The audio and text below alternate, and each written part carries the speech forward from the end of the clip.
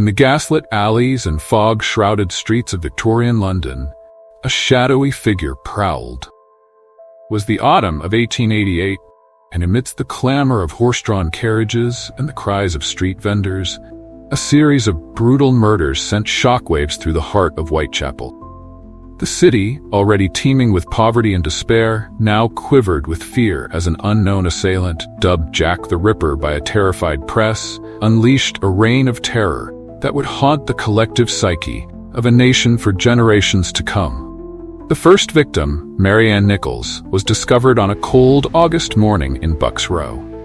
A destitute woman, known to roam the streets in search of shelter and a few pennies, her lifeless body bore the marks of unspeakable violence. Her throat had been slashed with precision and her abdomen gruesomely mutilated, a chilling precursor to the horrors that would unfold in the weeks to come. As autumn settled over London, the Ripper's grisly spree continued. Annie Chapman, Elizabeth Stride, Catherine Eddowes, all fallen women, all brutally murdered in the dead of night. The press seized upon the sensational nature of the crimes, painting vivid portraits of the killer's savage handiwork that both horrified and fascinated the public. Scotland Yard, the esteemed bastion of law and order, found itself thrust into a desperate race against time.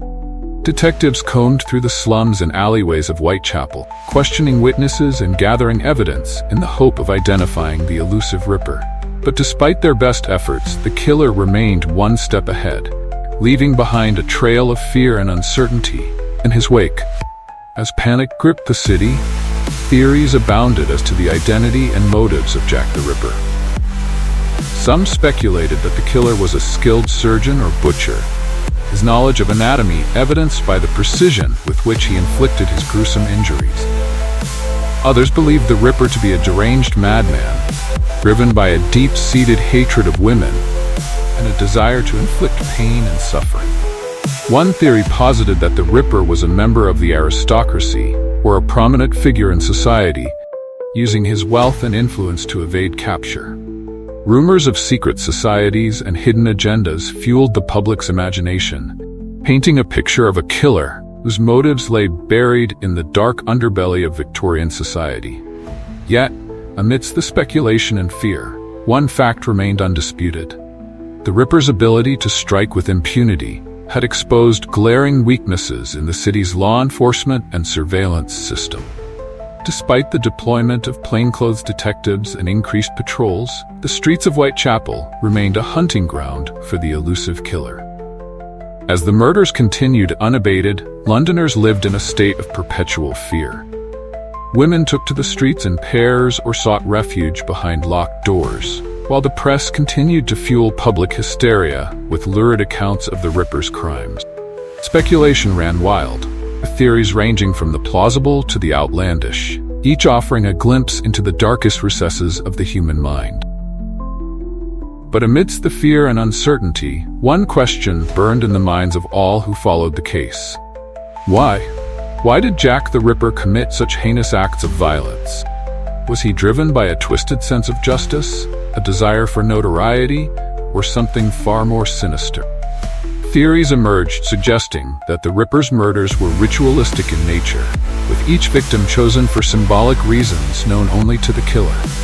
Others posited that the Ripper's actions were driven by a deep-seated hatred of women, a desire to punish and control those deemed unworthy in the eyes of society.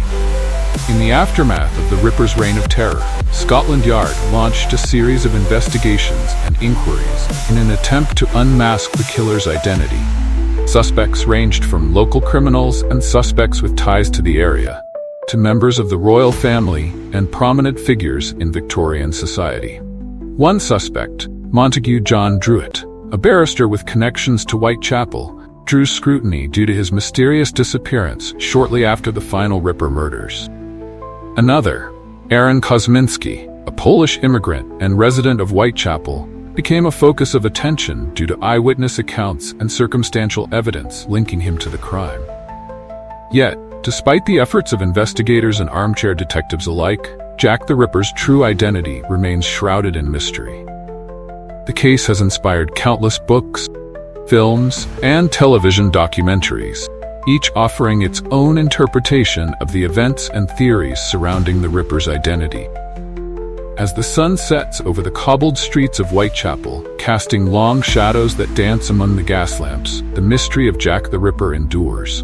A puzzle without a solution, a riddle without an answer.